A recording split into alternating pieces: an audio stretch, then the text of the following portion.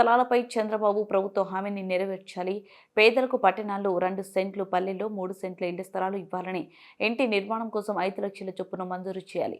CPI ప్రజా సంఘాల ఆధ్వర్యంలో ఎంఆర్ఓ కార్యాలయం నందు ధర్నా. ఈ సందర్భంగా సిపిఐ జిల్లా కార్యవర్గ సభ్యులు భాస్కర్ యాదవ్, మండల కార్యదర్శి గోపాల్ మాట్లాడుతూ అర్హులైన పేదలందరికీ ఇళ్ల స్థలాలు ఇచ్చేందుకు చంద్రబాబు ప్రభుత్వం ఎన్నికల హామీ మేరకు 1 లక్ష స్థలాలు అర్హుల జాబితా పంపిణీపై తక్షణ దృష్టి సారి పేదలకు గ్రామాలలో 3 సెంట్లు, పట్టణంలో 2 సెంట్ల ఇళ్ల స్థలాలు ఇవ్వాలని, ఇంటి నిర్మాణం కోసం 5 లక్షల చొప్పున మంజూరు చేయాలని కోరుతూ కోసిగి ఎంఆర్ఓ కార్యాలయం ముందు ధర్నా నిర్వహించి ఆర్ఐకి వినతి పత్రం అందజేశారు. గత వైసీపీ ప్రభుత్వం హయాంలో పేదలకు గ్రామంలో 1.5 సెంట్లు, పట్టణాల్లో 1 సెంటు చొప్పున ఇళ్ల స్థలాలు పట్టాలు ఇవ్వడం జరిగింది.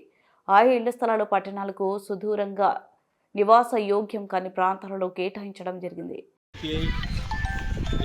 ఏఎస్ఎఫ్ మరి ఆధ్వర్యంలో ఈరోజు ఈ కార్యక్రమం చేపట్టడం జరిగింది.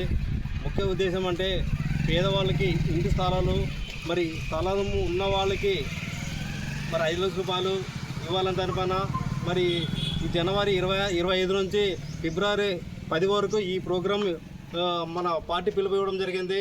ముఖ్య ఉద్దేశం అంటే మన చంద్రబాబు నాయుడు, మరి అదే పవన్ కళ్యాణ్, మరి బీజేపీ వాళ్ళు మరి ఎన్నికల ముందు మరి ప్రతి ఒక్కరికి 5 లక్షల రూపాయలు స్థలం ఉన్న వాళ్ళకి ఇస్తామన్నారు. మరి ఎవరైతే స్థలాలు లేకున్న వాళ్ళకైతే వాళ్ళకు మరి ఖచ్చితంగా వాళ్ళకి 3 సెంట్లు, మరి టౌన్లోనే వచ్చేసి 2 సెంట్లు ఇస్తామని జరిగింది.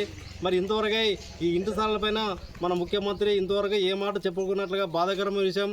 మరి మన ముఖ్యమంత్రి ఏమో మన విజయవాడను అమరావతి అంటున్నాడు, మరి అదేవిధంగా పోలవరం అంటున్నాడు. మరి ఆ రెండేనా ఆయనకు ముఖ్యమో, కానీ అది కూడా చెయ్యి సంతోషమే. కమ్యూనిస్ట్ పార్టీ దాన్ని కూడా సపోర్ట్ చేస్తుంది.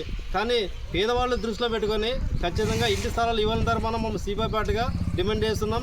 ఈ సమావేశానికి ముఖ్య అతిథులు పాల్గొంటున్న సిపిఐ జిల్లా కార్యవర్గ సభ్యులు మన భాస్కర్ అన్న గారు, మరి అదేవిధంగా ఏవైఎఫ్ తాలూకా కార్యదర్శి రాజు, మరి అదేవిధంగా ఏఎస్ఎఫ్ జిల్లా ఉపాధ్యక్షులు మరి వీరేష్, మరి అదేవిధంగా ప్రజాసంఘ బాధ్యులు, మరి డిహెచ్పిఎస్ మండల నాయకులు ఒంగూరు సమ్మన్న గారికి అందరికీ అభినందన చేస్తూ సెలవు తీసుకుంటున్నాం.